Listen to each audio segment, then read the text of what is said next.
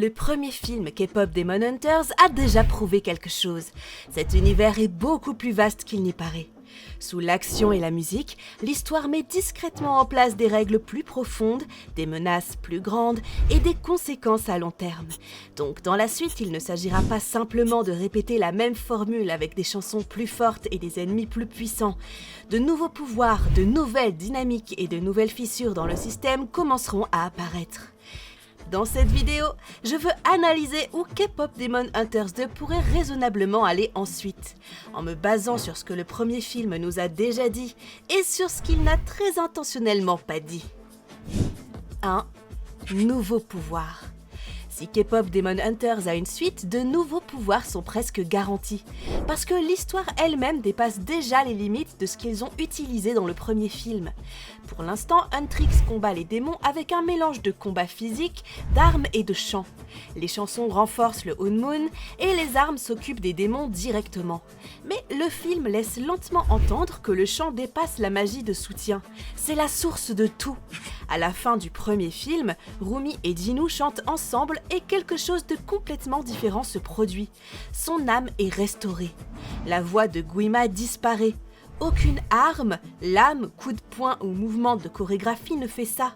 Ce moment prouve discrètement que les voix dans cet univers, en plus de défendre, peuvent réécrire. Et cela ouvre la porte à une énorme évolution des pouvoirs. Dans une suite, il serait logique que Huntrix cesse de dépendre des armes physiques totalement. Au lieu de cela, leur voix pourrait devenir des armes. Le style de chant de chaque fille pourrait se manifester différemment. La voix de Rumi pourrait affronter directement l'influence des démons, briser le contrôle mental et libérer les âmes. Cela expliquerait aussi pourquoi de nouvelles chansons importent tant. Dans le premier film, les chansons activent le Hunmoon. Dans la suite, les chansons pourraient faire plus que cela. Une chanson pourrait invoquer des constructions, purifier des zones corrompues ou temporairement transformer les filles en quelque chose de plus que des chasseuses, quelque chose de plus proche de véritables gardiennes. Visuellement, ce serait aussi une énorme amélioration. Au lieu que les changements de costumes ne signalent que des performances, les chansons pourraient déclencher des transformations complètes. De la lumière se formant autour d'elles, des symboles apparaissant dans l'air, leur voix façonnant le champ de bataille. Don't forget about our deal, Gina. 2. L'antagoniste. Guima donne l'impression d'être le vilain ultime dans le premier film. Ancien, puissant, contrôlant des démons depuis des siècles, mais quand on regarde vraiment comment le monde est construit, quelque chose semble incomplet. Guima domine les démons, oui, mais d'où vient-il? Qui a décidé des règles de ce système? Pourquoi le Hunmoon est-il même nécessaire en premier lieu? Une suite pourrait révéler que Guima n'est pas l'autorité finale, juste une partie d'une structure beaucoup plus vaste.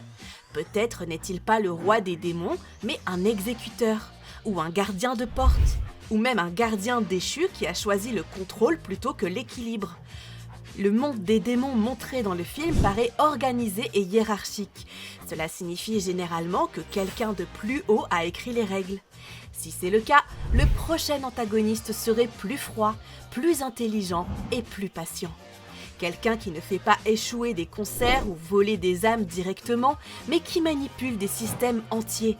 Quelqu'un qui pourrait même croire que Guima a échoué parce qu'il est devenu plus émotionnel et personnel. Et si Guima faisait partie de cet ordre plus vaste, sa chute pourrait avoir des conséquences. Les vides du pouvoir en ont toujours. L'antagoniste de la suite pourrait émerger parce que Guima est parti et non malgré son départ. Ce qui recontextualiserait entièrement le premier film, non pas comme la fin de la guerre, mais comme l'étincelle qui a réveillé quelque chose de bien pire. Whoa, mind the face! I needed to steal your fans. 3. L'histoire des filles. Une des plus grandes occasions manquées dans le premier film est aussi une des plus grandes opportunités pour la suite. C'est le passé des filles. Nous savons maintenant qui est Huntrix, mais nous savons à peine comment elles en sont arrivées là. Le passé de Rumi est le plus évident, mais Mira et Zoé sont tout aussi importantes. Mira est rebelle, agressive, émotionnellement méfiante. Cela ne vient pas de nulle part. Elle a probablement grandi en s'opposant aux attentes, peut-être dans une famille qui ne soutenait pas son chemin ou qui a essayé de la contrôler. Son style de combat et son attitude suggèrent quelqu'un qui a appris tôt qu'être douce n'était pas sûr. Zoé, en revanche, est l'empathie personnifiée. Elle console et crée du lien. Ce genre de bonté vient généralement d'une perte, du fait d'avoir vu la douleur de près, d'avoir appris à tenir les gens ensemble parce que les choses s'effondrent facilement. Son rôle dans le groupe paraît moins spectaculaire, mais sans elle, Huntrix s'effondrerait émotionnellement. Une suite montrant des flashbacks de leur enfance approfondirait complètement l'histoire.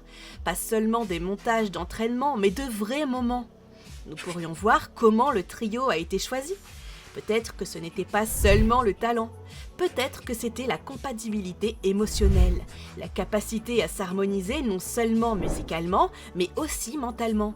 Cela expliquerait pourquoi les chasseuses sont toujours des trios. L'équilibre compte. Une seule voix ne suffit pas. Et cela rendrait aussi Huntrix méritée. Pas des super-héroïnes choisies par le destin, mais des filles qui sont devenues quelque chose d'extraordinaire à cause de ce qu'elles sont et non malgré cela. That victory is within your song. 4. De nouveaux petits amis. Si K-pop Demon Hunters 2 veut augmenter la tension sans escalader immédiatement les niveaux de puissance, les relations sont l'un des outils les plus efficaces à sa disposition. Pas parce que la romance serait le cœur de l'histoire, mais parce que la force de Huntrix a toujours reposé sur l'équilibre. Et les relations perturbent naturellement l'équilibre. Dans le premier film, l'attention émotionnelle des filles était tournée vers l'intérieur et partagée. Leurs conflits venaient des secrets, de culpabilité et de responsabilité, pas d'attachement extérieur. Une suite introduisant des intérêts romantiques changerait immédiatement la façon dont le temps, la confiance et l'attention sont répartis. Les horaires d'entraînement, les missions et même les performances commenceraient à concurrencer les liens personnels. Rien que cela pourrait affaiblir temporairement Huntrix. Il y a aussi un facteur de risque très réel. Dans cet univers, les démons ciblent les points de pression émotionnels. Guima contrôlait les démons par la honte et le chagrin. Un nouvel antagoniste pourrait exploiter l'attachement à la place. Un petit ami n'a même pas besoin d'être maléfique pour devenir dangereux. Il lui suffit d'être vulnérable. Et puis il y a l'option la plus sombre, le piège. Un garçon qui semble soutenant, curieux et inoffensif peut facilement être placé là pour recueillir des informations. Si la suite s'oriente vers la paranoïa, une relation pourrait discrètement faire voler en éclats la confiance au sein du groupe. Agissent-ils bizarrement parce qu'ils sont amoureux ou parce qu'ils sont compromis ? Ce type d'intrigue pourrait forcer les filles à affronter quelque chose d'important. Leur lien ne peut pas survivre s'il dépend d'une proximité constante. Elles devraient apprendre à rester synchronisées, même lorsque leur vie s'élargisse vers l'extérieur. Cette croissance est nécessaire si elles veulent un jour opérer à l'échelle mondiale. No, they're...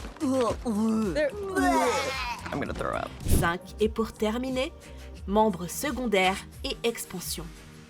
Une fois que vous introduisez l'idée que les démons peuvent être rachetés, ce que le premier film fait déjà à travers Jinwoo, l'expansion de Huntrix cesse de sembler optionnelle et devient inévitable. Un groupe protégeant le monde entier ne peut pas rester limité pour toujours. Si Jinwoo revient sous quelconque forme, il devient immédiatement la première preuve que Huntrix ne se contente pas de combattre les démons. Il change le système. Sa présence à elle seule modifierait la façon dont les chasseuses opèrent. Il ne remplacerait personne, ni ne prendrait le devant de la scène, mais il pourrait servir de pont. Quelqu'un qui comprend la psychologie démoniaque de l'intérieur. Quelqu'un qui sait comment la manipulation fonctionne avant qu'elle n'arrive. À partir de là, ajouter des membres secondaires devient logique. Non pas en tant qu'idole, mais en tant qu'unité de soutien. Ceux-ci n'auraient pas besoin d'être des interprètes complets. Certains pourraient travailler en coulisses, surveiller l'activité démoniaque, aider les civils à évacuer, maintenir des petites barrières semblables au Unmoon dans d'autres villes. Cela correspond aussi parfaitement à l'idée d'une menace qui s'étend à l'échelle mondiale. Huntrix pourrait rester le trio central, l'ancre, tandis qu'un réseau plus large se forme autour d'elle. Pensez moins nouveaux membres du groupe et plus alliés de confiance. Des personnes qui ne chantent pas sur scène, mais contribuent néanmoins au combat. La survie de Huntrix après le premier film n'a jamais été la vraie victoire. Comprendre ce qui vient après l'est. Si la suite s'empare de ses idées, elle redéfinira ce que signifie réellement être une chasseuse de démons. Et voilà, ma vidéo s'arrête ici. Si elle vous a plu, n'oubliez pas de vous abonner à ma chaîne pour ne rien manquer, d'aimer la vidéo si elle vous a plu et de laisser en commentaire ce que vous en avez pensé.